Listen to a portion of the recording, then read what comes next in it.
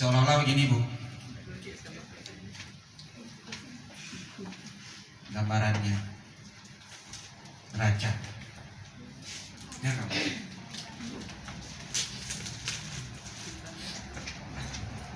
Timbangan, keseimbangan. Ini kalau dibagi sama besar Ibu, sama. Di surat 2. Artinya kalau kita coba terjemahkan, Allah katakan bahwa supaya terjadi keseimbangan harus mencatat kedua sisi debit dan sisi kredit. Itulah tata buku perpasangan. Apa ya? Itulah tata buku berpasangan. Nah, ini memperkenalkan dasar-dasar akuntansi dulu Bu. Jadi siapa tahu Ibu jadi calon bendahara semuanya besok. Ya, ini dia perkenalkan dasarnya, insya Allah saya perkenalkan. Jadi kata Allah, supaya kamu tetap menjaga keseimbangan. Karena akuntansi itu, kata Allah dalam surat Al-Baqarah ini, ya ayyuhalladzina amanu iza tadayantum bidainin ila ajalin musamma faktubuh wal yaktub katibun bainakum bil adl. Konteksnya bil adl.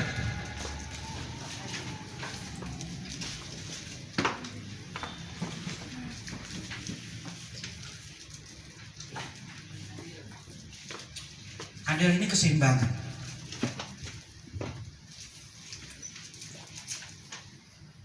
Untuk menjaga keseimbangan, maknanya juga keseimbangan, keadilan sesuai dengan yang sebenarnya, kondisi real yang sebenarnya. Maka yang sebenarnya dituntut supaya akuntansi itu dapat dipertanggungjawabkan, yang dimana dalam itu dia dijadikan sebagai dasar untuk pengambilan keputusan keuangan, maka pencatatannya konteksnya harus adil ini. Apa adilnya kayak kemarin Bu? Wadi'u syai'in fi mawadi'iha, di mana pencatatan itu sesuai dengan kenyataannya, sesuai dengan yang sebenarnya. Kalau pencatatan sesuai dengan seimbangnya, akan terjadi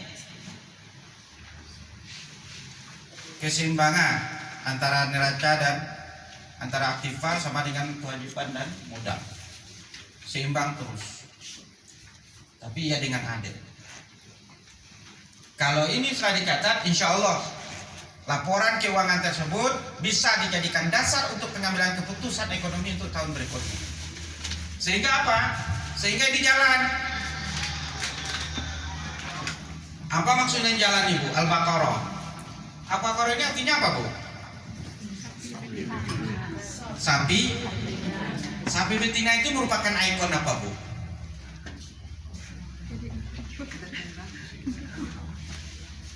Sapi betina itu ikonnya ekonomi loh Bu. Coba Ibu lihat apa yang tidak berekonomi, bernilai ekonomi di sapi ini. Coba.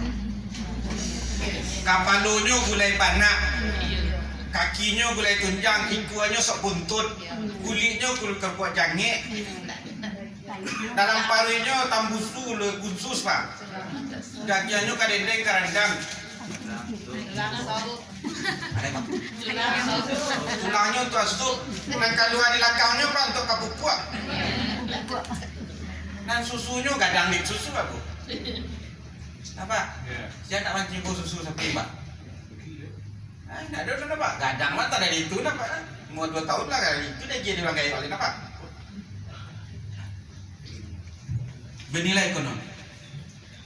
Ada satu hal lagi. Ekonomi itu tertandai di sini adalah bahwa ketika sapi betina itu tidak mampu lagi melanjutkan kegiatannya, aktivitasnya, dia dilahirkan generasi baru untuk melanjutkan estafet kehidupan ekonomi ini. Nah, itu sapi betina. Dilahirkan generasi. Prinsip pertumbuhan ekonomi kan going konten Bu, tidak berhenti, selalu tanpa ada henti-hentinya, tumbuh berkembang, selalu menghasilkan sampai tidak ada batas waktu kecuali kiamat nanti. Dia lahirkan generasi selanjutnya untuk melanjutkan estafet ekonomi itu. Nah, itulah sapi betina. Kalau sapi jantan kan enggak Pak.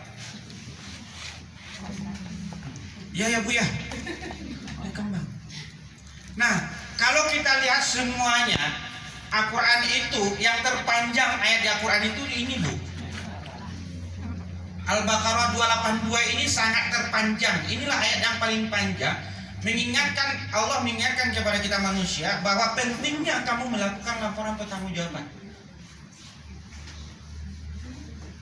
Begitu pentingnya kamu melakukan pencatatan, begitu pentingnya kita melakukan pelaporan. Kenapa?